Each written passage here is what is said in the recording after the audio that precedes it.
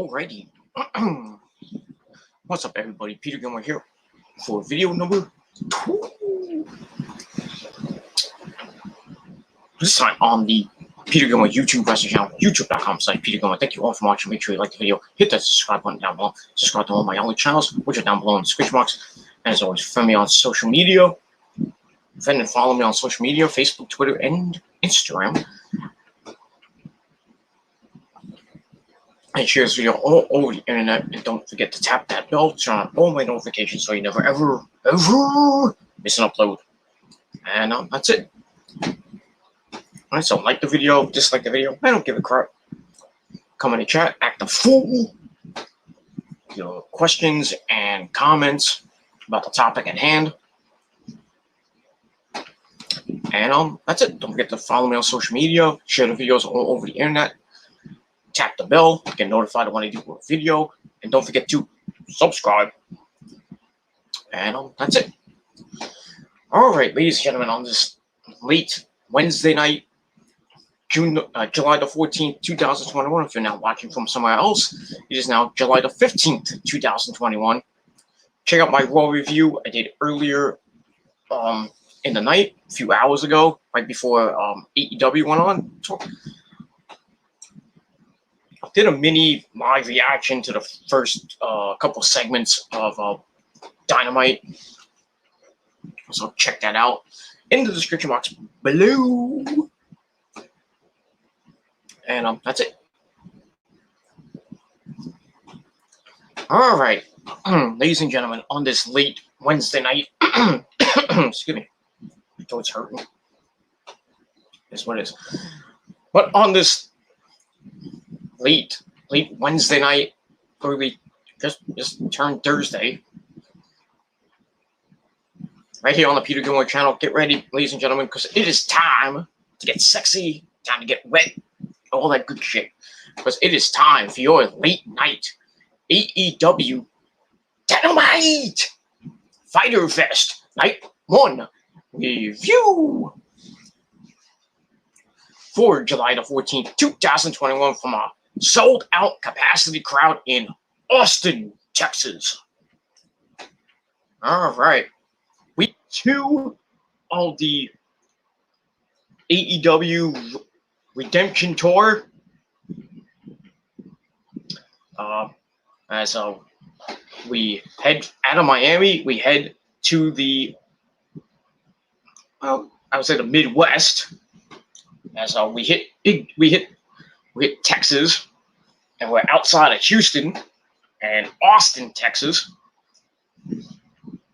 for Fyter Fest Night 1. This is yearly tradition around July. Around July time, and we're going to get Fight for the Fallen at the end of the month. So it's the yearly Fyter Fest, two-week event that starts tonight, and then next week is Night 2, which will emanate from Dallas, well, Garland, Texas, outside of Dallas, but it is what it is. So there'll be a jam-packed crowd in that arena, as the fans are back in the arenas. Certain places you don't have to wear a goddamn mask, but some people are still wearing the mask. But it is what it is. But fans are back at the arenas and the baseball stadiums. Pretty soon, football stadiums. That's gonna be awesome.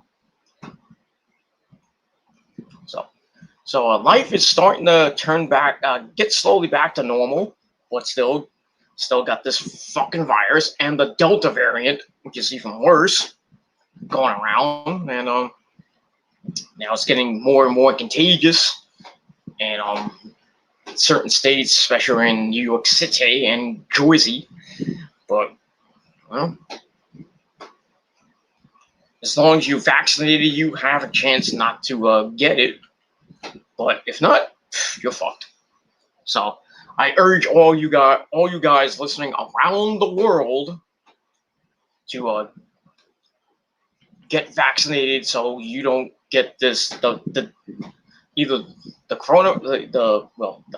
the coronavirus, COVID-19, or the Delta variant. And that's all I can say about that. And if you don't get it, well, you get this. That's all I can say about that. Ooh, it stink. No. All right. So we got that. All right. So AEW Fyter Fest Night 1. Like I said, came from Austin, Texas, in front of a capacity crowd, sold out. And once again, AEW puts on another epic show. Epic show. From basically start to finish, everything was perfect. You got the IWGP United States Championship on the line with John Moxley defending against Machine Gun Carl Anderson. I'll get to that in a minute. We're going to hear from Mr. Hangman Adam Page talking some cowboy shit. And about what happened last week with him and good old buddy Kenny Omega. Some interesting things happening there. We got a couple of other matches. Christian Cage and Matt Hardy. They went one-on-one. A pretty good match. Felt like it was 20-some-odd years ago. Also, we heard from Dr. Britt Baker, GMD, baby, before her women's title defense next week against the Native Beast, Nyla Rose. So we heard from the doctor, and we got that. We had for the FTW title, the Machine, Brian Cage, defending it against Absolute Ricky Starks, making his return after his neck injury. So that title is on the line. And Team Taz, as always, will be at ringside. Also, in the main event of the show was the first ever AEW Coffin match between Ethan Page and Darby Allin to end the show. And that was great. Just this whole night was just freaking epic. And I hope they popped a 1 million rating. I hope they popped 1 million, or maybe even more. Who knows? But you know, with the NBA Finals game 4 on, which the Bucks won, so now that series is knotted at 2, which I believe Game 5 is in Milwaukee. I think, which I believe is on Friday or Saturday night. So yeah. I think it's Friday night, so yeah, SmackDown might have a rating. Well, if it's on Saturday, then a lot of people are gonna be watching the NBA Finals instead of watching Slammiversary. So it is what it is, and that's that. But tonight was awesome, just perfectly awesome. Like I said, I hope the ratings go up this week instead of going down like they did last week, which went from 882 to 871,000. So I'm hoping to go back up a little bit. Like I said, I hope they pop at least 1 million. But we'll see what happens with that. And we will move on with that. So come on in the chat and act the fool and talk about Fyter Fest and whatever else you want to talk about. That's all I gotta say about that. Quick NXT note before we go into the review. NXT will be preempted on July the 27th because of the Tokyo Olympics, which are going to be simulcasting on NBC and the USA Network. So I don't know. Regarding August, I don't know, but all I know is July 27th, NXT will be preempted. It will not be on the USA Network. It will be on its old, it used to be on, well, not what it used to be on. It will be on Sci-Fi beginning at 8 p.m. So the July 27th NXT show will be on Sci-Fi instead of USA Network. So hopefully you set your DVRs. I believe mine is already set, so I got it. Well, I think the day before, during the day, I'll check if it's set to all episodes. So I would assume whatever channel AEW is on, get to watch it. NXT, as you say. So it is what it is. So, like I said, July 27th is the date for NXT on Sci-Fi, and then as the Olympics continue in August, I think there'll be a couple of episodes on Sci-Fi in August, probably the first couple weeks of August. So I think the Olympics run from July the 23rd, which is the opening night. It'll be broadcast in the day because in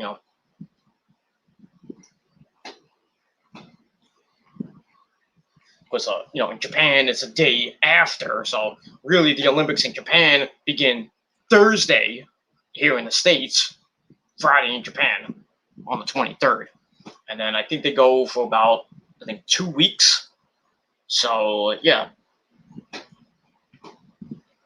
So by the middle of August, the Olympics will be over, and everybody will be coming home, hopefully safe and healthy, because not doing so good in Japan right now.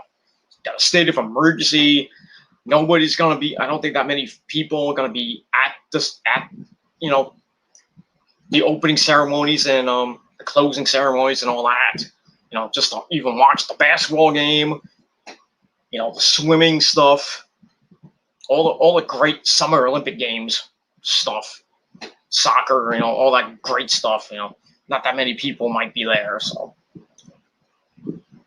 It is what it is, and this is what happens with the fucking virus. And the Olympics were supposed to happen last year, but the virus blew up in Japan. Then it kind of calmed down, but then it's like, we're not going to do the Olympics this year. So they decided to do it this year in Tokyo. So hopefully nothing bad happens. But we'll see. Team USA basketball lost the last 2 games. I think one to Australia. I'm like, oh my god, how do you lose to Australia? Really? But yeah, hopefully, USA basketball doesn't suck this year, but it is what it is. We'll see what happens with the Olympics. Not that I'm going to watch any of it. And I don't care. That's all I got to say about it. I really care. It is what it is. But that's it. So, yeah. So, once again, July 27th, NXT on Sci-Fi. And after that, don't know yet. Going August, the week after that, in August, and then the week after, maybe after any time after that in August. So probably be maybe 2 or 3 episodes, maybe 4 episodes of NXT on Sci-Fi until the Olympics are over, which is going to be around mid August, right? I think it's going to be ending right before SummerSlam. So they might get that the pre if Takeover is supposedly going to be that weekend. I don't know if they pushed it back or not, or what they did with that, but it is what it is, and that's that. All right, let's get into this review. Let's not waste any more time. It's already after 1 o'clock in the morning, and I'm gonna get it done because I'm tired as fuck, and I'm full. Just had a late night dinner. Had a lot of nuggets. I didn't get it from McDonald's. I bought the frozen nuggets. They taste good. Mwah. They taste so tasty. So tasty. I'm gonna buy a little bag probably this weekend at the supermarket. Get some of that. And I had some French fries with it. French fries didn't taste that good, but the old Ryder variety of French fries. And I washed it down with a good old cup of fruit punch. miso fruit punch. You know, the liquid water, you know, thing. Just mix it up like that. And then I felt like, you know, I should have waited for this, but I had a nice cup of vanilla pudding. No, it wasn't Jello pudding. Sorry, I know I should have bought Jello pudding. You know, just because of Bill Cosby. Ooh, the Jello pudding pops got me out of jail. But I digress. Next time, maybe next time. Maybe when I go to the supermarket, I'll buy some Jello pudding pops or something like that. Chocolate rain. Anyway, so that's it. All right, let's get into Fyter Fest, and then that's it. All right. So for 16 minutes, I didn't do anything. All right, so Fyter Fest begins with the usual package, and we start off the night in Texas in front of a sold-out crowd, and as always, your commentary team is good old JR Barbecue Sauce, Excalibur, and Tony Baloney on commentary. All right, so Pyro goes off, and then we start the night off with the theme music of the IWGP Heavyweight Champion himself, John Moxley, as he comes out through the crowd. That is so epic, you know. Now we saw that Daly's Place, you know, with the crowd, which was epic, and he was using Wild Thing. Now he's not using that anymore, I don't think. I don't know. Sometimes I just hear, you know, I hear the beginning of it, and then I don't know if he still uses Wild Thing or not. But if he went back to his whole thing, I think he just used that. Maybe Tony didn't have money for the royalties. Whatever. He's loaded. You know, it is what it is. Anyway, so he comes out with Eddie Kingston, his best bud. They go through the crowd. He's going up the crowd. He's shoving people. Get the hell out of the way. He's shoving the cameraman. He shoved the guy who had I thought he was gonna pour beer on him or something like that. So he's having a lot of fun with the crowd and everything. Gets to ringside area, takes the barricade, throws it away, and then finally gets in the ring, and the music of Buddy, Doc Gallows, and Anderson comes out, goes the stuff, which is awesome. So that's that. All right. So we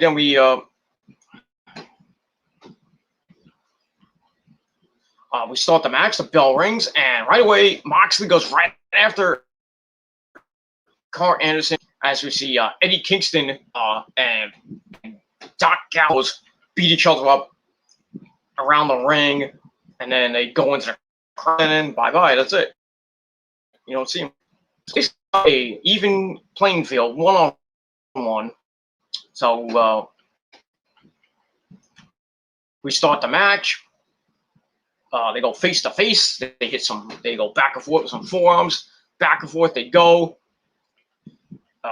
Like 20 shots each before Moxley gets the upper hand. And they go off the ropes and Cole with a tiger uppercut. And then Moxley sends Cole out of the ring, tosses him into the barricade.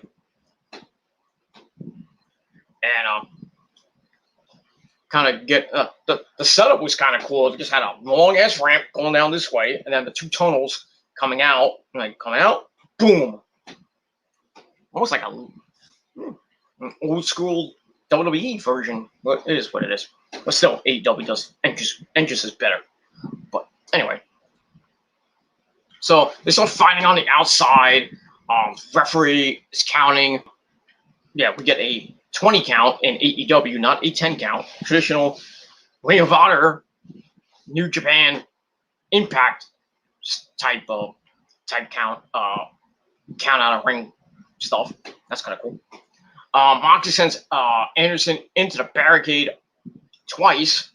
He starts beating him down. Then he bites Anderson. We got a biter. As all people are like, "Ooh, he's biting him. Let's take a picture." Okay. That'd be nice to put on your Instagram and Facebook and Twitter or something. Moxley biting somebody. Ooh. Make sure you hold on tight to that camera. Because you know you might have one of them in your lap. It is what it is. I've known that to happen. I've had wrestlers basically almost come into my lap many times. The brisk, Red Titus one time in Ring of Honor. Mike Hogan one time in Ring of Honor. Spilled my goddamn drink.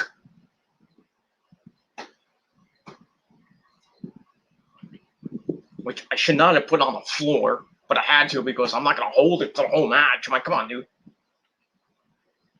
Basically, him, Michael Elgin, when he was fighting Roddy, like, whipped him right into our area. You can watch it on the Final Battle 2012 DVD, Doomsday, with that Ladder War 4, Kevin Steen and Jericho. First match, all you see is, throws him right into my area, and all you see is, like, me, like, me and Rose, like, oh, shit. So basically, Michael Elgin almost came into both of our laps.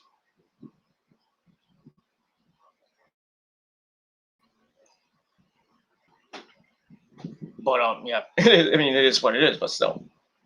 So that's that. So, when you're ringside, make sure you hold your, put your drink as far underneath your seat as possible, and pray that, you don't get a wrestler in your lap and hopefully lose your drink, because then you're going to have to go back to the concession stand and waste another $5-6 on a soda or a beer. It is what it is. That's that. All right, so they're fighting around the ring. Sends it back to the ring. Moxley goes on the apron. Anderson hits a modified version of the gun stun, the Gilmore cutter, off the ropes, then hits a drop kick to John. John rolls into the ring in the corner with some fists, then a boot to the chin. Then he comes out, goes off the ropes, and hits that patented Carl Anderson Spine Buster. Goes for a near fall. Goes to the top rope. Stops him. He hops up, locks the head, and then rakes the back like freaking Hulk Hogan. Then he bites the bridge of the nose, and then Moxley locks the head, and he hits a superplex. They get up. Anderson wants the gun stun. Moxley blocks it. They meet in the middle of the ring. They both hit clotheslines, but they no sell it. Then they hit them again, and this time both of them go down. And then the referee starts counting them out. They get up at 6.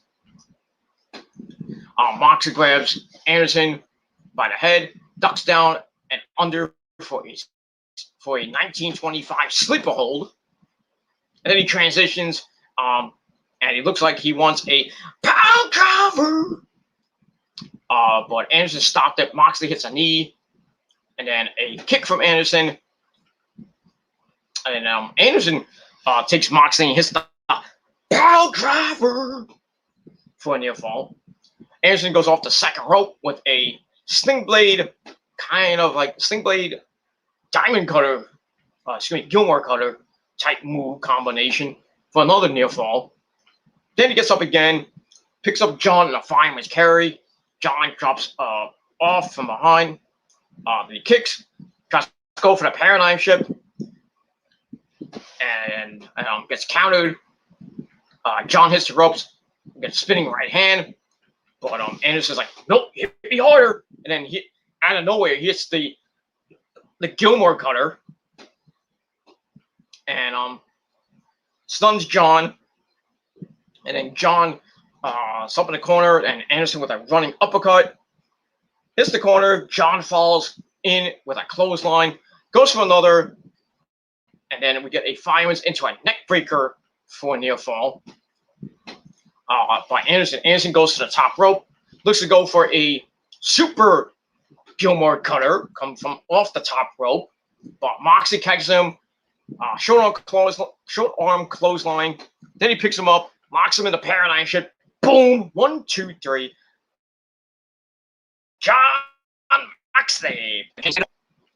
Obviously, I was hoping to give it to Anderson, but because Anderson and Gallows are going back to Japan, but Moxley wins, retains the title, and that's pretty much it. So match is all right. Gave it 3.25 out of 5 stars. And that's it. So we'll see when Moxley will return and defend the IWGP United States title. And I'll tell you when he's going to do that. He's going to do that next week.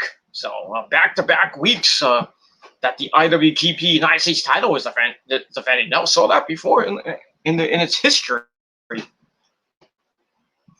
And took it from him in Japan at the Tokyo Dome in the Texas Death Match is the Murder Hawk Lance Archer. He's in the back. He's talking to Jake Roberts. And then he's like, "Get out of here, Jake. I don't want to talk to the camera." So Archer tells Jake it's all simple. Then he talks to John and says, "So simple, it hurts." Talks about John. He kept the title. Archer took it from him in Japan over about a year and a half ago. Talks about his win-loss record. His win record is impeccable. Not that he's had that many matches. So he's like, it's been a year and a half later since that Texas Death Match in Tokyo at the Tokyo Dome. But it's time for a rematch.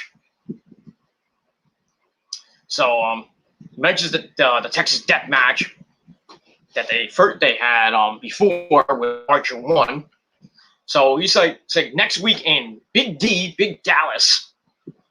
He's like, let's do it again. And he's like, next week one will not be standing. So yeah, next week is now official for the IWGP United States title. In John Moxley taking on the man who took the belt from him in Japan. That will be Murder Hawk Lance Archer. He will have Jake Roberts at ringside. And this will be their second Texas Death Match. But first time in EEW, I believe. I'm not sure, but I could be wrong. So, yeah, that's going to be a hellacious, brutal match. We'll see what happens as we move on. I think Moxley will retain. Because every time Archer gets a title shot or big time match, fails. I think it's 0-8, 0-9. So yeah, he's probably gonna be 0-10. So for a man that used to be, the IWGP US champion, and then he was champion before in Japan, his whole everybody dies gimmick.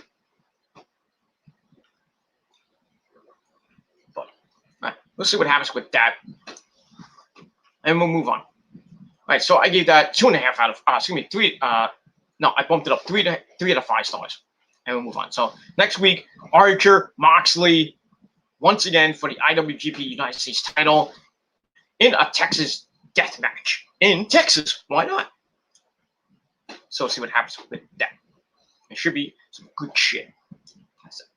All right, there we go. Backstage, we have Alex Abrahantes, surprisingly him, interviewing this guy, and we see Andrade in the back with Alex Abrahantes. I guess because Andrade is Spanish, so it's like, oh, we're not gonna get Alex Marvez, we're gonna get the guy that actually does Spanish broadcasting and stuff. So because when Andrade speaks Spanish, we're gonna have to, with the subtitles and everything, we have to understand.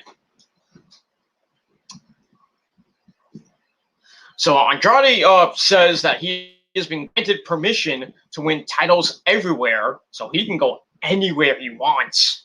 Forbidden Door is open. Right now, he's gonna go to AAA, face Kenny for the Mega Championship in August at AAA. You can go to Ring of Honor, maybe face Bandito for the Ring of Honor title. That could be at Glory by Honor. Who knows? At this point, maybe a match with Roosh down the line, because Roosh does not like Andrade. He doesn't like Kenny either. So those matches are coming down the line for Andrade. He can also go to Impact. Maybe he could fight Kenny twice. He could fight him maybe 3 times. For the AAA Championship, for the Impact Championship, and for the Championship. Then again, he could go to Japan and win the IWGP Heavyweight Championship, or go after Moxley for the United States Championship, or maybe go after the Never Championship, the Never Openweight Championship that Jay White has. So he can do whatever he wants. And that's gonna be cool. So Alex is kind of like talking in kind of Spanish and English Spanglish. And then he's speaking in Spanish. He's like, I did for you since you told them Death Triangle. I'm like, oh. So I'm thinking he's gonna have a match with Pentagon or Ray Phoenix. I'm like, oh, this is gonna be good. And then again, I was like, okay, maybe you'll have a match with Pentagon instead of Ray Phoenix. Basically, the 2/3 of Death Triangle, since Pac is stuck doing nothing in the UK because of the travel restrictions. They're still going on. Can't really go to England. Come back, but so he, just sucks that he can't come and go to England when he pleases.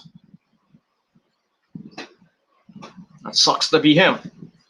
So who knows? When Pac actually finally comes back, there might not be a Death Triangle. It might be Andrade's version of the Death Triangle, or he actually renames it Los Ingobernables, the AEW, and has himself, Pentagon, and Ray Phoenix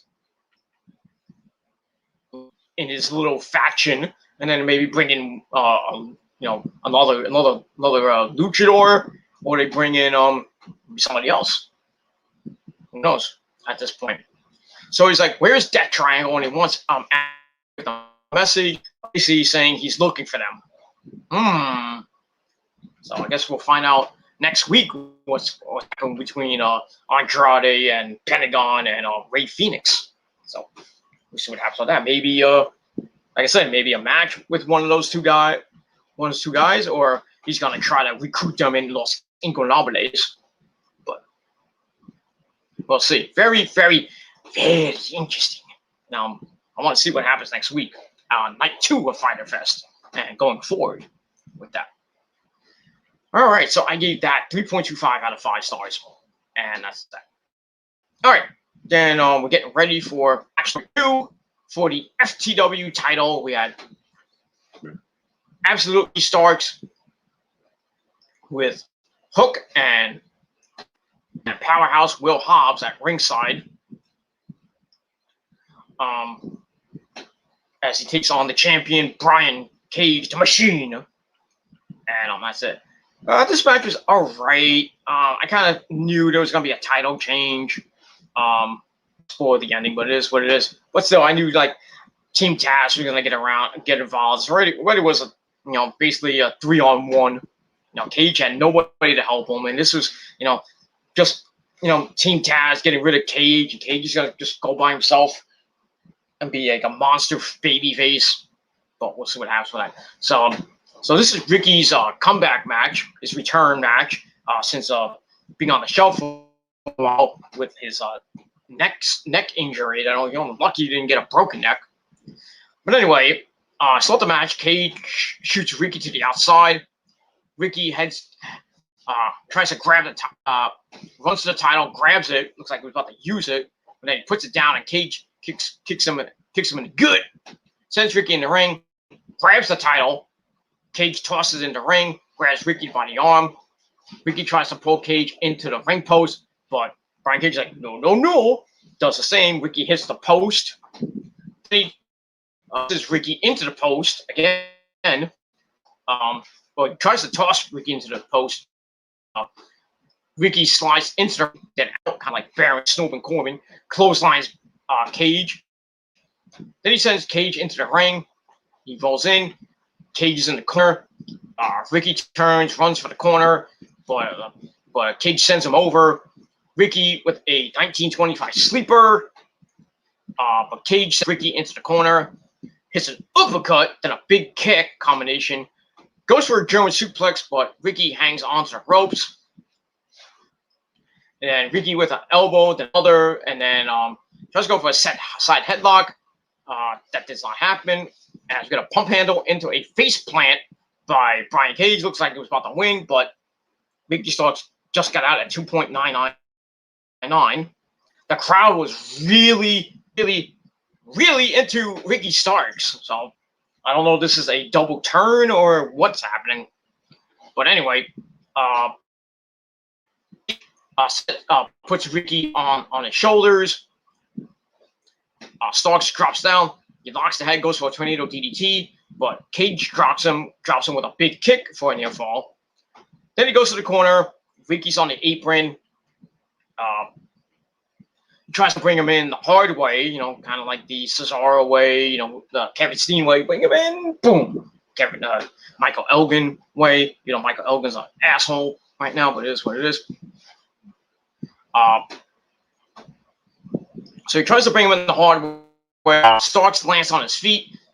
He goes under, looks for a power bomb, and then he hits a last ride power bomb. It looks like he was about to win. The fans going 1, 2, no. Brian Cage kicks out, and then Starks like, what do I gotta do? What I gotta do?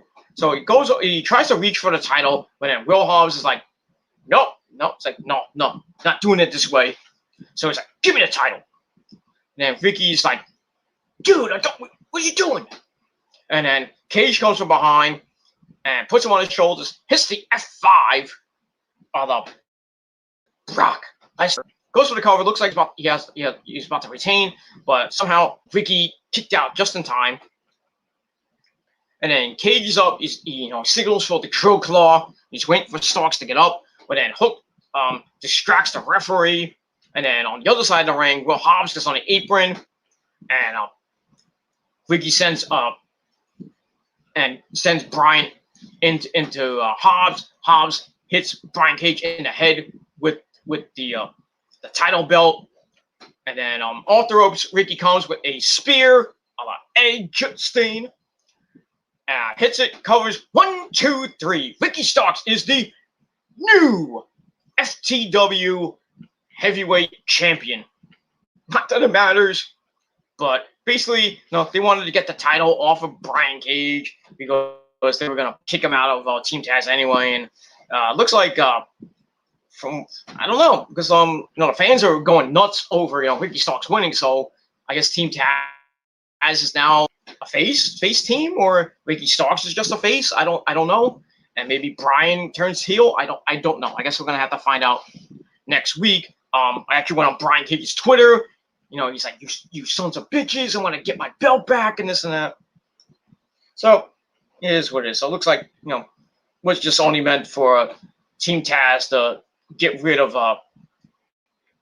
the machine, Brian Cage. And that's that. So it was a pretty good match. Gave it 3.25 out of 5 stars. And afterwards, Team Taz is all happy. Hobbs is smiling. And Taz is on commentary. Meets them at the bottom of the ramp. And he's screaming, I love it. I love it. He starts, bashing. He's like, bashing Cage. He's like, I told you this and that. So, yeah, so Ricky Starks wins his first, not even a major title, but first title in AEW, albeit TW title. Hopefully he defends it more than Brian Cage did, which was once, which was tonight. sad. It is what it is. So like I said, 3.25 out of 5 stars for that. And we'll move on from there. All right. After that, we see Cody coming out. I guess. Well, it's not on my program. So Cody comes out and he is pissed. He says he gets on the headset. I'm like, why didn't you just get a mic from the somebody in the back? So I was confused about why he's on the headset. The crowd can't hear him. Like they just see Cody and Cody's like doing the thing. Like what is it? What was he talking? What are we missing? So basically, Cody, he's mad. He's held on to getting his clock cleaned by a good buddy Tommy and Malachi Black. So he's like, I've been holding on to this for a week, so I can say what I have to say. So he's like, Tommy, Malachi, you couldn't even call it surprised. So Cody says, what we don't do here in AEW is kick a 62-year-old man like Arn Anderson in the face. Thankfully, Arn Anderson's going to be okay from what Tony Baloney said. So Cody doesn't feel like he made his point across. He's like, give it a fuck mic. So we see a stagehand like, here you go, sir. Here, Mike, sir. So Cody walks the ring, and the crowd's loving it. He's very boisterous. He's pissed still. So he says, I don't win every fight I'm involved in, but I got a better chance when I know when a fight's coming to me. He says this might be an abuse of power, but he wants Malachi Black to answer his call. So he calls out Tommy End. And he says this is Fyter Fest, and I feel like fighting. It's not even Saturday night. Saturday night's all right for fighting, as our good friend Mr. John was saying. So he's like, this is Fyter Fest, let's fight. So he calls out Malachi. He's waiting for him to come out. Then we see him. We hear Tommy on the Tron. Then we see him, and he's surrounded in smoke or fog or whatever it is. So Tommy is wondering if Cody heard the crowd cheer for him. He says we are violent. We don't care about him like he cares about us. I guess he's talking in third person. Then he talks about he once saw a man kill a horse, crying. Asked him why he did that. The man said the horse wasn't the same horse he had since he was young. Through the years, the horse had become crippled. So what do you do with a horse? You take him to his favorite field. You feed him his favorite treats. Put a bag over his head, and here we are. So basically saying Cody's the horse, and he's basically crippled Cody. Now we're here right now. So Tommy looked Cody and Arn in their eyes last week, and wasn't there anymore. Whatever that means. So Cody's kind of impatient. It's like, all right, enough with this. Get your ass down in the ring and take a better look. So Tommy's like, I was hoping you'd say that. Then the lights go out, and I'm like, oh, he's gonna have an epic entrance, or he's gonna appear from behind Cody like he did last week. Maybe Sabu will come out with him. Lights go out. Either be Sandman or Sabu, or somebody else, like maybe Brian Pillman. God rest his mighty soul. But it is what. So lights go out. They come back on. Tommy's in the ring, on the other side of Cody. Cody turns around. The crowd's going nuts, and then we get a piercing brawl between these two guys. And that's that. Kind of cool that Cody was in white and Alistair's in black, so battle black and white. Kind of like checkers, not checkers, like chess, or well, yeah, chess. Yeah, it is what it is. And then security guard, referees coming out. I mean, Aubrey Edwards is trying to hold Alistair Black he's going to make Tommy end back. I'm like, is that really going to help? And then like security guards come out and they hold them all back, and that's basically it. That ends it. Nothing else happened after that. So yeah, they're building the eventual Cody Rhodes Tommy end match for whenever that is. We haven't heard when it's gonna be. I would have it at All Out personally, and have Tommy go over. It don't make no sense for Cody to beat Tommy in his first official match in AEW. Unless Tommy has matches on like Dark or Elevation, which are gonna be jobber match. First official match on Dynamite on pay-per-view will be against Cody, and I hope Cody loses. You should put Tommy over. That's all I gotta say about that. Mostly overtime, and that's that. All right, so that segment was awesome. I give it 3.5 out of 5 stars, and that's that. Okay, just check some stuff, and we're almost done. Not even done yet. Anyway, we go backstage with Alex Morvez as he's walking with Tully Blanchard as Tully comes into the building. Talking about Alex Morvez says that he took a cheap shot to Conan with the chop block. Tully says it was not a cheap shot, and then we see Santana and Ortiz waiting on him. I'm like, oh, Tully's gonna get his ass handed to him. So I was like, I like how Santana, I think it was Santana called him a pendejo. That was kind of cool. Anyway, they grab Tully. They look to attack him with the crowbar, like really lay him out. Santana's like, huh? And he goes, ding, ding, kind of bops him on the head with the crowbar, taps him on the forehead. Then he calls him a pendejo, saying, "It's fake, dummy." He's like, "Next time it won't be fake." And they were taught to respect their elders, and then they leave. And then Tully gets up, grabs the fake crowbar, and then we overhear Santana Ortiz tell him, "Go get your boys, go get your boys." And Tully's like, "I'm go get my boys, and you just wait." So that's going to be awesome. Santana Ortiz against FTR. This still pinnacle inner faction. Everybody's going at it right now, but it is what it is. So I gave that 3. See what happens with FTR and LAX and whatever that match might be.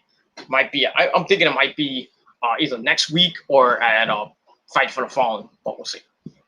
All right, so we move on. All right, then after that we go to Tony Baloney in the ring. Kind of hypes up the crowd in Austin, as always.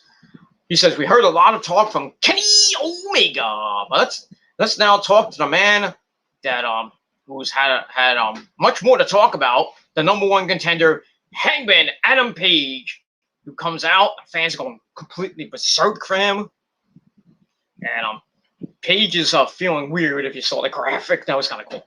Well, Page is about to do some cowboy shit. So he gets to the ring and it's a long segment. Long. I'll try to get to it as best I can. Page says since basically day one, he always wanted to be the AEW champion. And at All In, he came these close to being Chris Jericho to be the AEW World Heavyweight Champion. He says he could smell it, but he failed. Tried to run and hide from it, but the Dark Order is right. He still needs the belt. So he's about to challenge Kenny for the belt. And on cue, we get the Elite, the entire league comes out.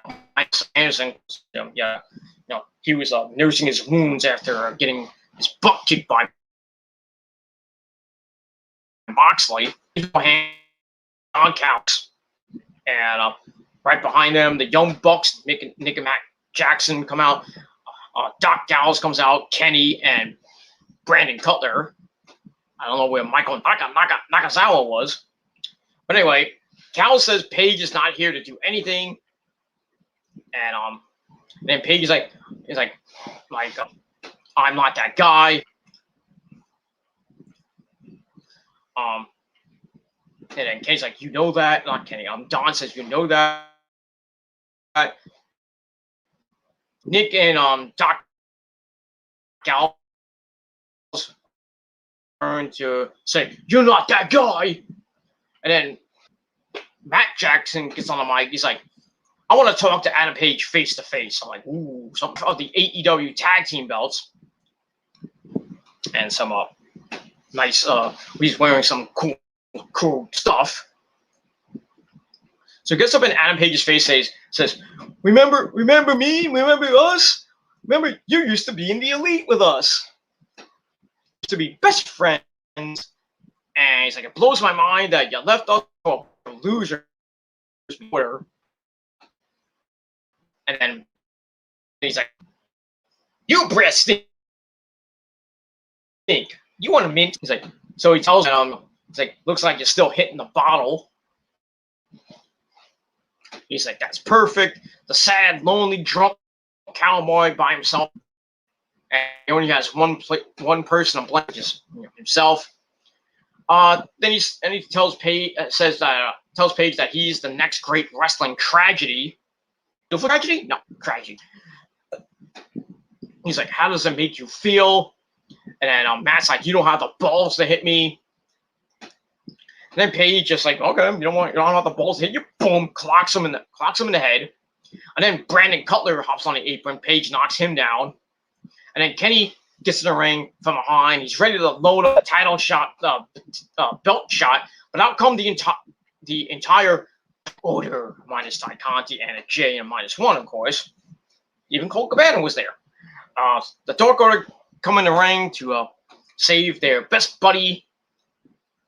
And basically make it like a 8 on 4 or 5. They stop Kenny, and Kenny leaves the ring. The Dark Order, save Adam Page. They start staring at the Bucks and start staring at Kenny. And then Page gets on the mic, tells Kenny that he came here to Austin for a match, and he's like, I'm not even without one, and neither are you, Kenny. Kenny's like, yeah, I'm gonna have a match. Okay. Tells Adam, says, Adam wants to laughs at that. Says, well, we can do that match, but not one-on-one. Says, he mentions like Page wants Omega all to himself, but so he's gonna one-up him, and Page can have, you can have me, Page, but you can have me as so much more. That kind of sounded really weird. So he proposes a 5-on-5 elimination match between the Dark Order, whatever members they may be, 4 members plus Adam Page, and the Elite, Anderson and Gallows, Kenny, and the Bucks, with Brandon Cutler at ringside, I guess. Maybe Anderson at ringside too. I don't know what happened with that. So what happens with that? So he proposes that 5 match. Paige is like, oh, is this what you want? We can do that. But so he says, he brings up some stipulations. It's like when we win, I get my title shot, and the Dark Order, whatever members they may be, gets a shot at the tag team titles. I would give it to the Beaver Boys and Johnny Hungy and Alex Reynolds, or give it to Stu Grayson and Evil Uno, where he should get it. The Super Smash Bros should get it. And they were the ones that defeated them in PWG. That's that. So, get that. So the crowd's going nuts, like, yeah, let's do it. So Kenny's like, no. Then, he's like, calm down, Adam, calm down, And then Don Callis says something in his ear. He's like, I want to 69 you. No, he didn't say that. Kenny says, he's like, that's cool. Then he gets on the apron, tells the Dark Order to back up a little bit as he gets in the ring and gets right into Adam Page's mush. Tells Adam he makes a lot of demands for someone that isn't in a position of power. But, he'll entertain the idea. And he's like, well, if you win, you get a title shot and title shot. But what do we get if we win? So he's like, he proposes after they beat him. Not only does the Dark Order lose their tag team title shots, so does Hangman Adam Page. So basically, like a kind of a winner take all kind of thing. It's like the winners will get the title shots, the losers get nothing. That's that. So Kenny asks Page to walk away. He can still go home to Ma and Pa, tell wins and losses and be proud. But it ends there. And he's like, stop me if we heard this. You miss 100% of the shots you don't take. I guess that's a basketball term. Fail either, and that's he tells Adam that's all you're afraid of, right? Is the fail in front of the fans. So the fans are like, shit, cowboy. As the Dark Order does not back down from a fight, so he accepts the match and the stipulations. I guess that match is going to be on next week. I haven't heard when that match will be. I assume it'll be next week. So Kenny leaves the ring. He's laughing. The Elite go back up the ramp, and that's it. So it's going to be probably next week on night 2 of Fyter Fest. The All Elite on members of the Dark Order and Adam Page.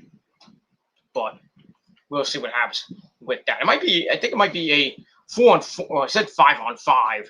So it'll be Kenny, the Bucks, and Gallows and Anderson. So with that, and as far as on Dark Order, it was going to be Adam Page, Stu Grayson, Johnny Hungy, Alex Reynolds, and maybe Evil Uno. And that's it. So, as always, Preston, number 10 and number 5. I guess I'm like, get out of here. We don't need you. Go back to hanging out with Tony Khan. Tell how great he is. That's that. So I gave that segment 3.5 stars, and that's pretty much all I gotta say about that. Come on, so there should be what might be the main event of night 2 Fyter Fest next week in Dallas, Texas. That's it. All right. Speaking of the Inner Circle Pinnacle feud, we see Chris Jericho backstage with Alex Marvin early in the day for a VIP with Fozzy. So I don't know how you got that Austin pretty quick from Iowa. Just like take the plane down. Takes a couple hours. But anyways, he's in a room with Alex Marvin, like maybe that locker room. They talk about MJF's 5 labors of Jericho when Jericho has to face the entire Pinnacle in group matches with different stipulations each time, and he wins those, he faces MJF. But if he doesn't, then he will never face him.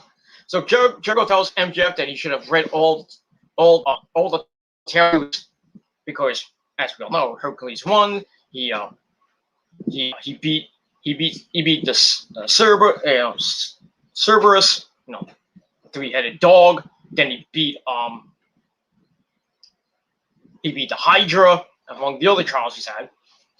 Jericho doesn't care who's in the ring. It could be Superman, Black Panther. They could dig up Muhammad Ali and Jericho and knock him out, and he will win. Then he will walk through fire. He will walk through fire, run across glass. Talks about he's like I'm the man. When it comes to mythology, I'm your man.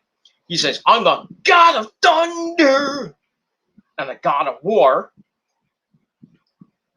And then in comes Sean Spears, clocks Jericho right in the throat with the chair. Ow! That's gonna hurt your freaking windpipe. That's not. That wasn't. I think he should have went and hit him in the upper chest or his stomach area. But it is what. So knocks him down, and then Jericho. That's not Jericho. MJF has Jericho right on the couch as Sean Spears grabs him and stuff. So Max tells Jericho that his first labor will be next week. I believe it's next week. Sean Spears and stipulation class on use the chair, he can use it, but you can't, Chris. So then they take MJF takes his arm, puts it on the couch, and looked like they were about to break that arm.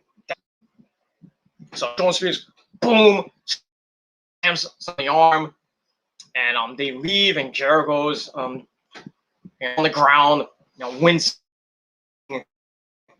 grabbing his arm. So it looks like Fyter Fest or Fight for the Fallen, first labor of Jericho, Shawn Spears versus Jericho, with disqualified, and that's that. I think Jericho will win that, and then go on to face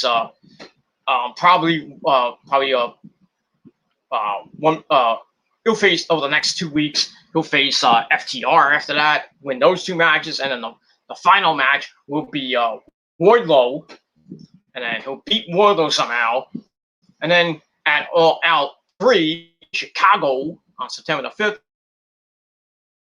he will get this match. Probably have like maybe MJF will say, "You can't if you don't beat me, you're done. You're out of AEW." And maybe Jericho says, "Well, if I win, then the Pinnacle breaks up that quick." But we'll see what happens. And that's that. So I give that 3.25 out of 5 stars. And I'll move on. All right, then we get to match number 3. Matt Hardy versus Christian Cage. This was a great match. Hardy came out alone. Christian came out alone, so it's 1-on-1. No funny business. And pretty good match. Kind of went back and forth throughout. They go to the outside. Matt gets sent into the barricade. Cage hops to the top rope, and he flies off the top on Hardy with a right hand over the ring post. They go in the ring. Cage mounts the corner, hits a bunch of right hands. Hardy drags Christian through the ropes and DDTs Christian onto the steps and knocks Cage completely out. Then he goes to work on Christian for a while. As we see Christian is favoring his neck. Matt continues to focus on that neck with a neck breaker for a near fall. Then he catapults Cage and then chokes him on the second rope. So most of the match he's in control. As we go to commercial, we come back. Matt's going to the second rope with a second rope leg drop, but Christian gets up, trips Matt up, chokes Matt up on the second rope, hops over the ropes and hits a right hand. Then he goes to the second rope, dives off with an uppercut for a near fall. Hardy gets up, tries for the twist of fate, but no. He reverses and drops Matt on his butt. Then he calls for the spear, homage to his good buddy Edge Stain. He runs, Matt stops him, sends him in the corner. Christian stops the run. Matt then turns around and hits a short spear for a near fall. Then another neck breaker. And then Cage goes to the top, hits the frog splash for a near fall. Matt then sits Cage on the top rope, starts beating him down with some right hands and then a throat thrust. Christian and Christian's kind of feeling it. Matt starts attacking the back, hops to the top rope, locks the head, hits a superplex for a near fall. And then Christian gets up, tries to go for the kill switch. But then Matt distracts the ref and he hits a low blow to Christian's nutsack. Then he hits the twist of fate. Looked like he was about to win the match. 1-2. Somehow Christian kicks out of it, and Matt's like, "Oh, what? How did he kick out of that?" So that takes him to the outside, locks in that submission move he calls the leech. On the outside, referee's counting him out as commentator's like, "I never saw him use that before." As nobody watches Dark or Elevation. It's used a lot. Anyway, they're about to get counted out. And Hardy gets in the ring. Cage then gets up, hops up at 8, and he runs right in the ring, and looked like he no-sold that whole thing. And Max with a twist of fate. Christian escapes and hits the kill switch. 1, 2, 3. Christian Cage gets the win. Match is all right. Gave it 3 out of 5 stars. Almost a 13-minute match. So Christian gets the win. That's pretty. So that's it. After Private Party and members of the Hardy family order out. Well, basically Private Party, I think, and I think it was looking to beat up Christian. But out comes Jurassic Express, Luchasaurus, and Jungle Boy Jack to get in the ring to protect Christian, and they run the Hardy family order out. And Luchasaurus puts Christian on his shoulders. Christian's like doing, mocking what Jungle Boy does, and Jungle Boy's like, huh? That's my line. That's what I do. Can't do that. So it looks like maybe we'll get Jurassic Express to break up, and Christian and Jungle Boy Jack go at it one-on-one. That should be a pretty good storyline and angle. We'll see what happens with that. All right, so all that I gave 3 out of 5 stars, and we'll move on. All right, then we get a video from the TNT champion, Mito. Mito smashed on a pussy. Obviously, CJ Pussy. Yeah. So, talks once again about his hot wife being lost for not being himself. After some months, above came and told the man to forgive himself and remember who he was, a man with power. Says he wasn't selfish. He forgave everyone he destroyed. And this made him God's favorite champion, and the title was his reward. And we see a white title belt. You haven't seen that in a while, white title belt. And basically it's basically like the colors of Bulgaria, which I think is white, red, and green. I think it's this. Not like Italy, which is it's different, but the same colors, but it's just different on the flag. The flags are different. Let's just put it that way. So he says a true champ will defend his title with his life, and he's willing to defend the title with his life. And then he says he is the Redeemer. So we'll see what happens with Mito and what his next title offense will be. And that's that. So I gave that 2.5 out of 5 stars. And that's that. All right, then we go to the ring. Once again, we have Tony Baloney.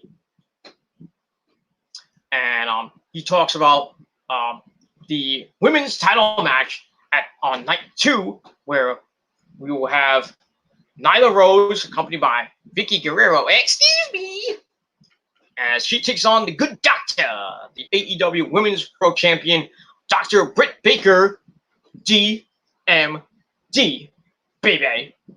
So she comes out, the crowd goes nuts. No Reba, because she's rehabbing, get it? Reba rehabbing her exploding knee, her ACL or whatever happened to her knee. Basically, it exploded. That's what Britt Baker said. So anyway, Tony up Nyla, and people wondering about Britt's well-being. Britt says she got nothing to worry about. I've been through worse.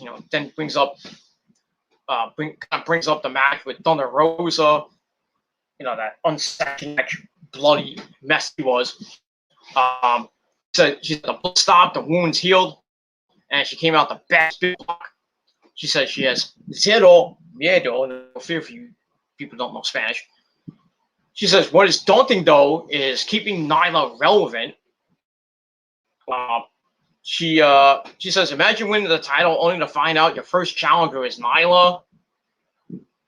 So she brings up that Nyla beat her a bunch of times, especially when she had the women's title. Britt says she's at the top of the food chain. Actually, Nyla's at the top of the food chain, but Britt's off the menu. She is a special order in a league of her own. So she says she knows Vicky is is in the back looking on, and we've seen him looking on.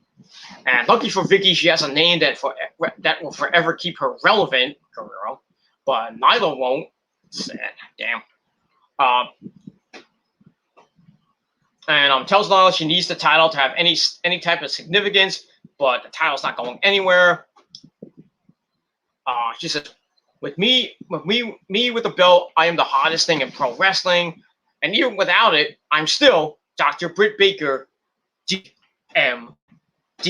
baby. So good promo from the Doctor to hype her match with Nyla next week on night 2 of Fyter Fest. I think she will win and she will retain on to whoever challenger may be. Maybe a rematch with Hikaru Shida at All Out, but we'll see what happens from that. You still got Ty Conti waiting in the wings too,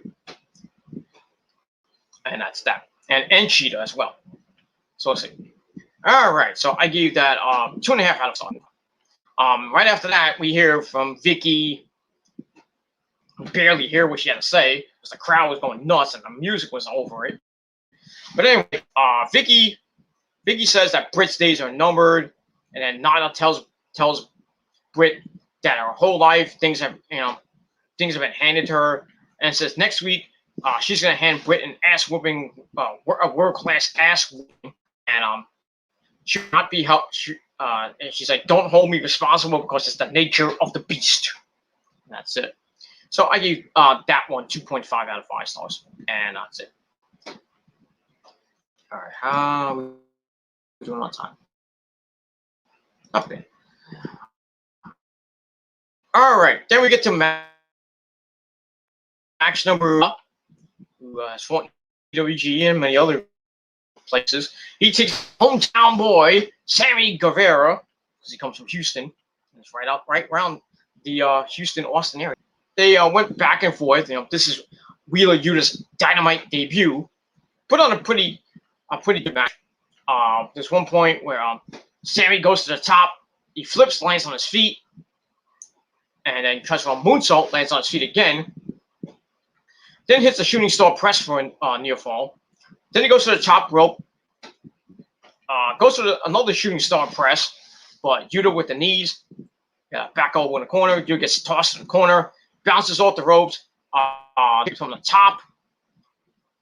Yuta locks up from behind. Sammy drops his hips. We get a back elbow. Sammy then hits a right hand. Yuta hangs on the ropes. He ducks under, then hits a German suplex to. Then he goes to the top rope and he hits on Sammy for a near fall. Yuta continues with some rights.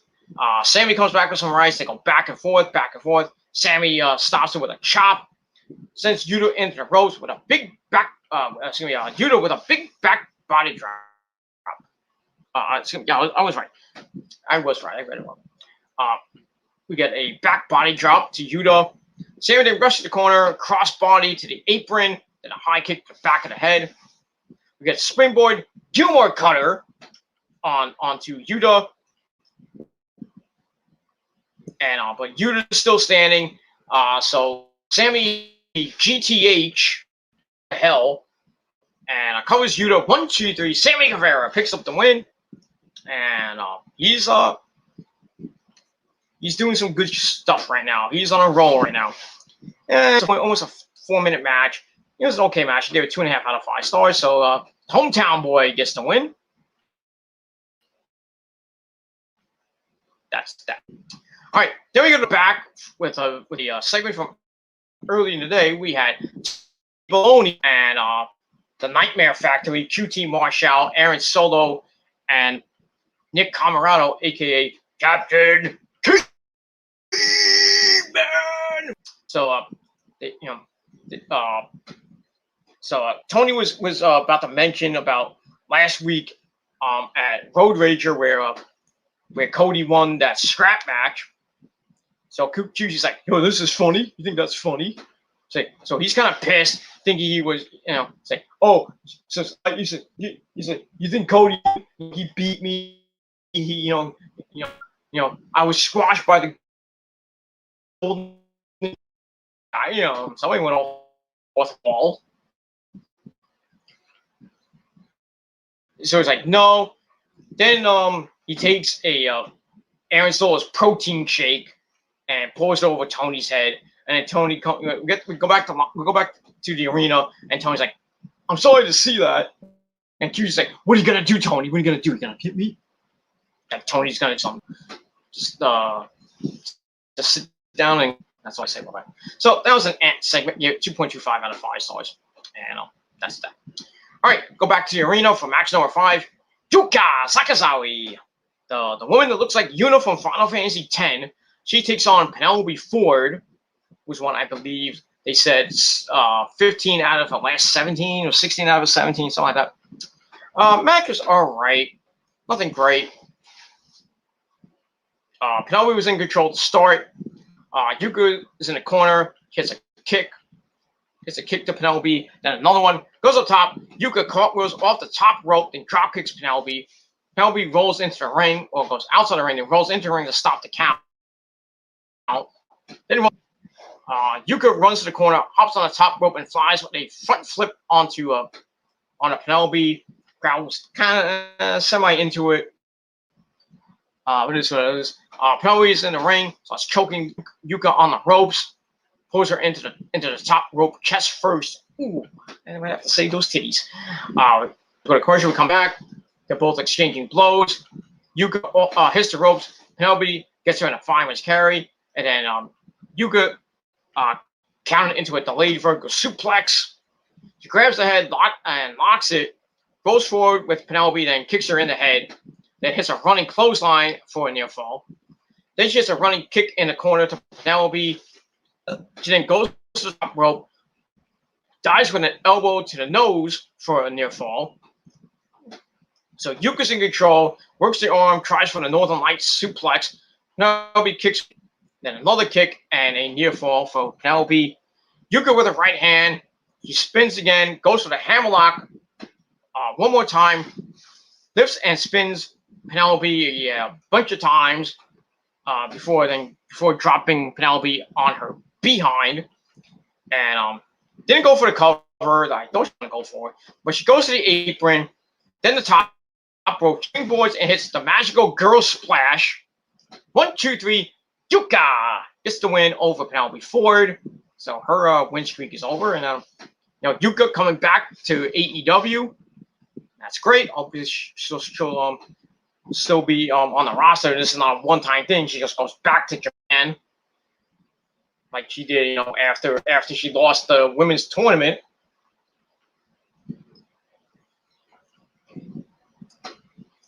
She went back to Japan. We didn't think she was gonna be seen.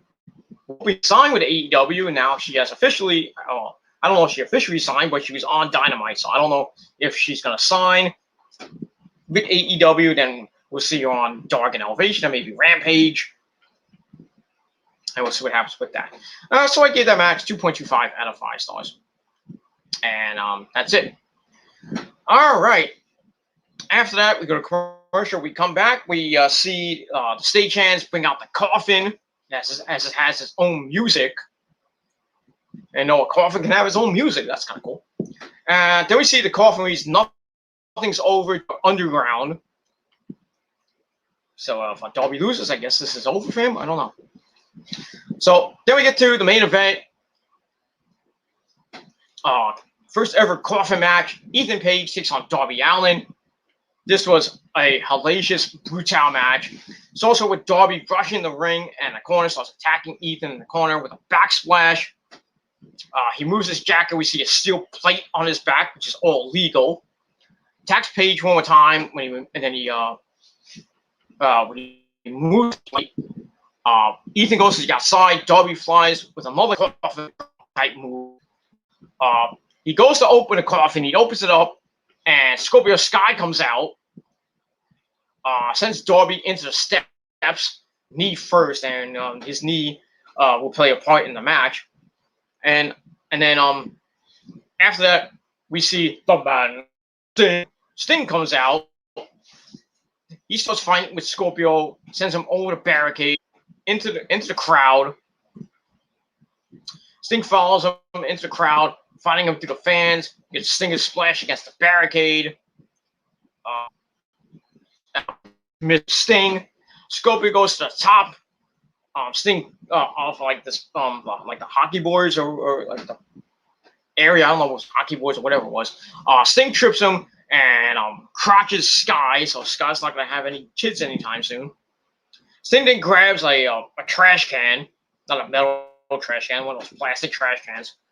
Smacks Scorpio across the back, and that was kind of it for Sting and company. So we see Ethan showing removing the bottom rope buckle, so that's like the some way. He rushes Darby, and Darby sends him over the barricade.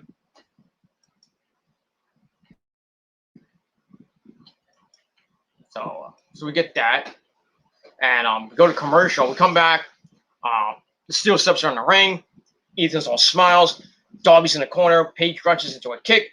Darby fights off the top rope, but Paige is ready for him.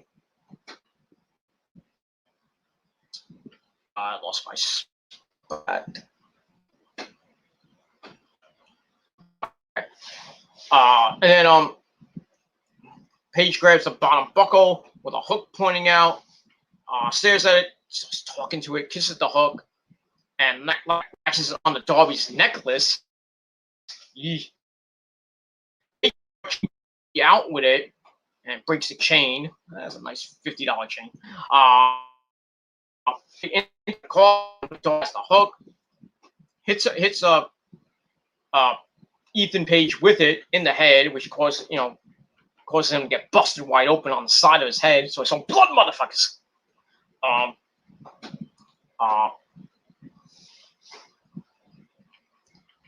And then Darby takes the hook, puts it in Paige's mouth like a fish hook, and camera kind of gets a little bit too close. I didn't need to see that.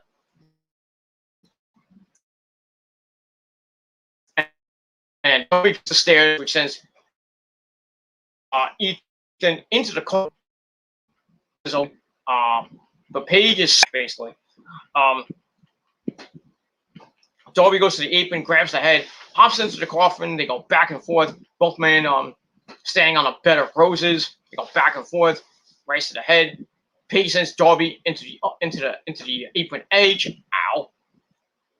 Then Ethan, with a choke, he slaps Darby across the face. Then does it again. Then another slap to Darby. Then he points in Darby's face, and Darby's like, "I've had enough slaps for my day," and starts biting Darby. So we got another biter. Then he hits a back body drop to Darby. As you see, he's once again bleeding. Just be in the ring. Drags steps to the center of the ring. Places Darby's head into the crook of his arm. Locks him in a fireman's carry. Walks to the steps. Darby tries to get out of it again. Just Paige off the steps. He hops on the back with the Osaka street cutter. And then Paige lays on the steps. Looks like Darby's about to finish him off with the coffin drop. He dies, but gets nothing but as Paige gets off, trips the legs, stands up, hits the eagle's edge from the top rope to the steps. Ow! Then he goes to the apron, looks to put Darby in the casket. Darby latches onto Paige's back, and starts gouging on his eyes. Looks like he's about to rip him out. Pulls back on the eyeballs. Eesh. Then Darby starts biting him again in the forehead. Why not? This is bastard. Darby grabs his skateboard, goes to the top. He flies and hits a skateboard to the back. Paige falls off the apron into the coffin, and Darby shuts the lid, and he wins the coffin match. So not a great match, but still not bad for what it was. 3.25 stars for that. And it looks like this feud is probably now over between Sting and Darby Allin and Ethan Page and Scorpio Sky. So we'll see what happens with Sting and Darby as we move on. and what's going to happen with them. 11.5-minute match, not bad. To end the show. Afterwards, Darby isn't done yet. He drags the Coffin in position at ringside, right around the ramp. We see, I think it was Rick Knox, and I believe it was the other. I think it was Bryce. Or no, I don't think it was Paul Turner. I think it was Bryce. I think they were trying to hold the Coffin. So what does Darby do? He does what he does best. He goes to the top rope. Then he hits a Coffin drop into the Coffin. So yeah, it breaks into a bunch of wooden pieces. Then we see Ethan still inside, so he's not like he's gonna go through the Coffin by himself. So he puts the proverbial final nail in the coffin, no pun intended, and beats, sends Ethan to hell or whatever he's gonna do. All right, so that's pretty much it for Fyter Fest Night 1. Pretty good shit. From top to bottom. Moxley retains the title. He's going to face Lance Archer next week in a Texas Death Match for the title on Night 2 in Dallas. We got Britt Baker defending her women's title against Nyla Rose. We got whatever we said when that I don't have I only have those matches. I don't have anything else. After rise we see in the that 5-5 match between Dark Order and the Elite, and if Dark Order win, they get a tag to Fallen the week after that, and I don't know the tag title match shots might happen at All Out, who knows? But if the Elite win, then the Dark Order and Adam Page get nothing. So basically, it's all or nothing next week, or whenever this match happens. I think it's gonna be next week on the program in Dallas, Texas. But on Night 1 of Fyter Fest, it was an awesome show. So I gave it a great rating, 8.5 out of 10 stars. If I'm overrating it, I don't give a fuck. And that's pretty much all I gotta say about that. So that's it, everybody. Thank you all for watching. Don't forget to leave a like down below. Haters, you know what to do. Keep rotating on my big super dick. That's all you can do. Leave your dislikes with your fake accounts, even though it's 1 or 2 people doing it, or maybe 3. And we all know who it is. Steve, Trevor, and Mario. But we don't know who that guy is. The fakest motherfucker on YouTube that used to be on YouTube. I got buried every time he tried to mess with me. Ever since 2012, 2015, 2017. And it is what it is. You know who he is. And that's it. So keep up with the hate. Thank you for the free views. But you're not going to do anything face-to-face, so I don't give a crap. So you are ignored from this day forward. I don't give a crap what you do. Not going to affect me. So your little exposing videos and this and that, not going to affect me. I'm going to keep doing what I do best. That's your mom, your sister, and your girlfriend. Giving them the vitamins and giving them the milk. That's all I got to say about that. Oh, you goggle my milk. Or goggle each other's milk. And just bang yourself in the ass. That's it. Anyway, enough about that bullshit. So, thank you all for watching. Once again, 8.5 out of 10 stars for Fyter Fest Night 1. And we'll see what happens on Fyter Fest Night 2 next week on AEW on TNT. All right, so that's it. Thank you all for watching this video. Don't forget to check out my Raw review in the description box below after you watch this video or whenever you want. Give that a like, give it a thumbs up, subscribe to my channels, all my channels. Share the video all over the internet. Follow me on social media, Facebook, Instagram, and Twitter.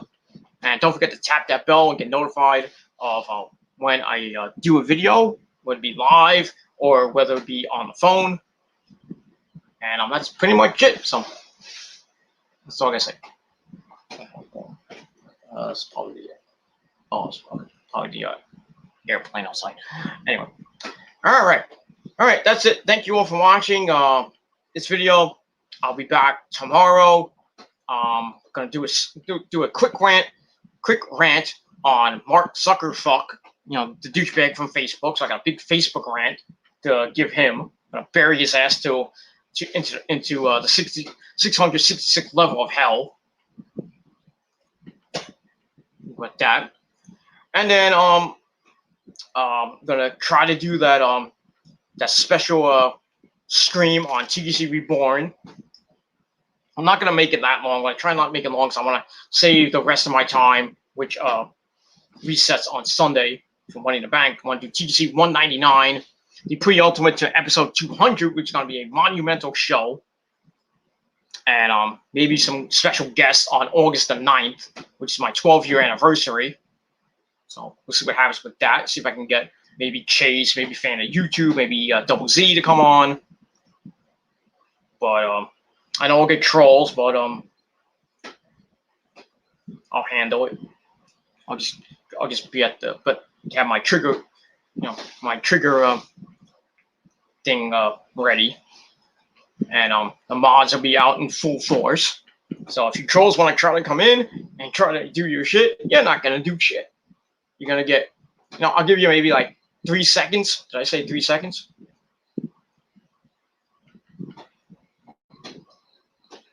But yeah, I'm not gonna have, I'm not gonna have any trolls for that. It's gonna be me and my friends. The rest of the Gilmore Armada, the Prophecy is gonna be there as well. And I'm just gonna have a good old time talking about random shit. Maybe talk a little bit about Monday Night Raw. Talk about some wrestling. Talk about some just random shit. As we begin the dog days of August, and we count down to the unofficial end of summer on Labor Day. We'll talk about that, and that's it. We'll have a good old time. And I think I can only have 6 people, so probably just be me, Chase, maybe Double Z if he's around, maybe fan of YouTube, probably those 3 guys. Maybe I'll have maybe a 4th guy, maybe Nick, or maybe I can bring in my good buddy Alejandro Clasa.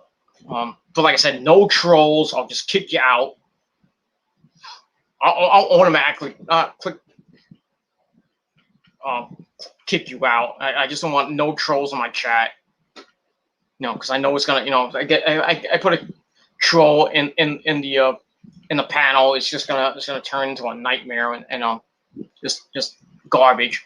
So so the mods will be out, and if you try to come in my video, you're gonna get blocked. And if you don't like it, well, too goddamn bad. And that's all I gotta say about that. But that's August the 9th on episode 200 of the Gilmore Chronicles. As we hit another milestone. We finally get up to 200 episodes of the Gilmore Chronicles. On our road, now we're gonna hit 200 on August the 9th, and now we start our road to 250, which will probably be hit, I would say, sometime next year. But the Gilmore Chronicles are just gonna be like predictions videos, maybe a regular stream here and there, like a holiday stream or whatever I have the time for. That's it. That's that. All right, everybody. Thank you all for watching. Go to sleep, everybody. It's 2:30 in the morning here in the Northeast. I gotta get up early. I got a doctor appointment to go to, and then rest of the day, I'm gonna try to do some of my yard. My yard's a mess, so when I try to do part of it, I'm gonna try to do like the side of my house, right near my front gate. So I'm gonna do like this side of this whole thing. I'm gonna try to do I'm gonna try to get it done within about a half hour, maybe close to an hour. Get that done. Put it in the little container. So I have a container where I put weeds and stuff like that. And then I'll put it out for garbage. of course, garbage night tomorrow night. So I do that on Thursday, and then if I have if Friday, well, it's gonna get hot on Friday. It's gonna be like 88, 89. So I'm gonna try to do a little bit of the front step area, probably to right over here where my TV is by the window. So just do that little area, and then just come in, and then wait. Maybe wait a little bit, have some lunch, and then maybe I'm gonna try to do a little bit more from this part to this part. This right around this where my other window is. Get that done and out of the way. Put all those weeds in the little trash can, and then probably the rest from the entire rest of the backyard. I'll just put in a big garbage bag, and see if maybe Bruce can help me out sometimes next week. We're gonna do it. It's a project, so it's gonna take a couple of days to finish. But I would think by the end of this month, my entire house will be semi weed free. But I don't have any. I have to somehow get some. Go to the hardware store and get some Orkin. I can't get Roundup because that causes cancer. And you would love me to get cancer, wouldn't you, fucking haters? You can drown in cyanide for all I care. But that's all I can say about that. But yeah, so gonna be doing a project over the next week or so as we end July, and I've got some special stuff to do, especially with who next week, and that's that. And I'm gonna enjoy wrestling at the end of this week. We got Impact tomorrow, the go home show before Slammiversary. We'll see what happens with Kenny and Sami Callihan ahead of their now no disqualification match for the Impact title, and some other good matches on Slammiversary. Gianna Prazo against a mystery opponent. We still don't know who it is. I'm thinking it's Chelsea Green, but who knows at this point? It could be somebody else. They're saying it might not be Chelsea Green. It might be somebody completely different. I don't know who else it could possibly be. Maybe Peyton Royce. I don't know. Maybe Billy Kay. I doubt that, but never know. Never know with the Forbidden Door now open, but it is what's not going to be Mickie James, sadly. No, that's that. So we'll see who Deonna Purrazzo faces for the Knockouts title on Saturday night. We got that. Friday Night SmackDown on Friday, which is the go-home show before Money in the Bank on Sunday. After Slammiversary on Saturday, we got another pay-per-view on Sunday, which is Money in the Bank. And we'll see who wins the men's and women's Money in the Bank. See who comes out with the Universal title between Roman and Edge, and the WWE title between Bobby Lashley and Kofi Kingston. That's that. We got the Raw Tag Team titles on the line with War Machine going against AJ and the Big Black Diesel Omos. And that's pretty much it. And Charlotte and Rhea 2 for the Raw Women's Championship. Hopefully Rhea wins. So Charlotte wins. Whoever wins the Money in the Bank is probably going to cash in on her. And it's either going to be Lexi or possibly returning Sasha or returning Becky Lynch. But we'll see what happens with that. And some other matches might be announced for the show, but we'll see what happens with that. And when I do my predictions on Saturday afternoon, Saturday night on TGC 199, we'll talk about the matches, what the outcomes might be, my predictions, and who's going to win. And that's it. And then as we start next week, we got the Aftermath for the main roster on Friday in Houston, Texas for SmackDown, and then in Fort Worth, Texas for Money in the Bank. And then this coming Monday night on Raw will be live in front of fans in Dallas, Texas. And then NXT, coming off of what happened last night with Killer Cross and Samoa Joe, Adam Cole and Bronson Reed, and all that other stuff. See what happens with that. Then next Wednesday, we got Fyter Fest Night 2 from Dallas. So AEW and Raw will be in the same place, not at the same time. So we'll see what happens with that. Then we've got Impact coming on the aftermath of Slammiversary as they finish off their tapings. After that, they got some tapings in Nashville coming up in August. And I think they got an event in August, but we'll see. And then next Friday, we got SmackDown live in Miami, Florida. A big show. And that's it. And let's see what happens with that. Right now, they sold out SmackDown. Yeah, that's nice. That's good and dandy in Houston. And I think Raw is sold out in Dallas. And I think I don't know about Money in the Bank if there's any more tickets left.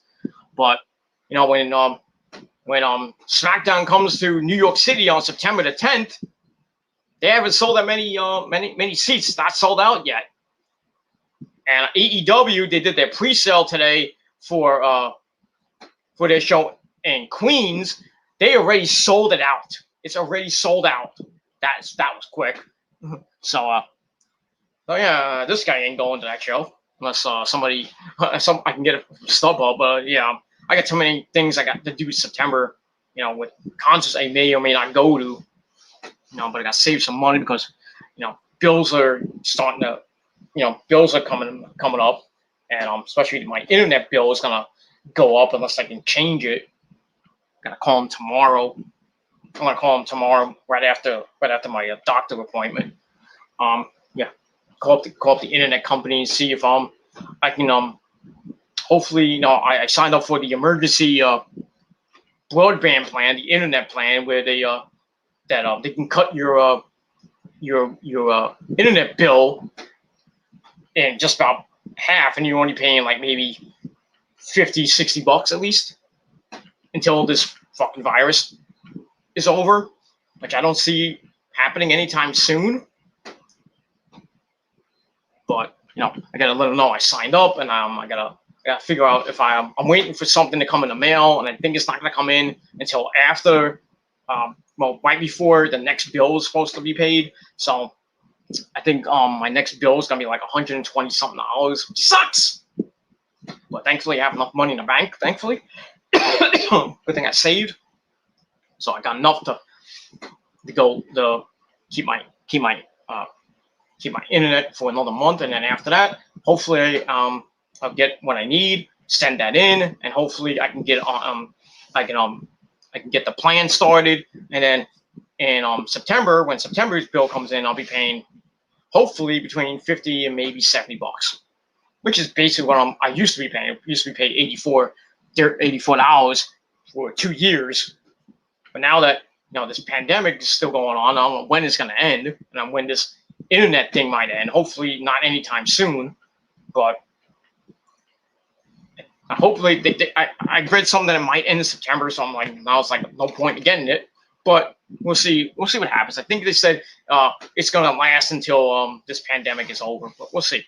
So hopefully, I can save some money and get on the emergency internet plan, so I can save some money, so I don't have to be paying like $125 a month, which is going to be a problem with me. If I have to, I'm going to have to downgrade, which lowers the bill $10, measly $10. Or if I can go all the way down to the lowest speed, which is about 100 megabytes, maybe I can save $30, and I'm paying just about $100 for internet a month for 1 year. So from July or August all the way until next August. So I ain't going anywhere. So you think I'm gonna you can't pay his internet, he's gonna lose the internet, he's not gonna be on here anymore. And if I still got a phone with 5G, I'm good. So all you haters can kiss my ass. But yeah, we'll see what happens with my internet service, and hopefully I can get on the emergency broadband stuff, and we'll see what happens after that. All right, everybody, thank you for watching. 8.5 out of 10 stars for Fyter Fest Night 1, and we'll see what happens next week on Night 2 for Dynamite. And I hope they pop a good rating, and hopefully it's around 1 million or just over 1 million. We'll see when the ratings come out. Hopefully, maybe between tomorrow and the weekend, and that's that. All right, everybody, thanks for watching. Don't forget my Raw review down below in the description box. Don't forget to subscribe to my channels, follow me on social media, hit that fucking bell, get notified, and share the video all over the internet. And that's all I gotta say about that. So, thank you for watching, everybody. Good night. And if you're not down with that, I got 3 words for you. Fuck you, man. And that's it. Thank you for watching. Peter Gunn was signing out on this late Wednesday night. I'll see you guys tomorrow. I'm out. Peace, bitches.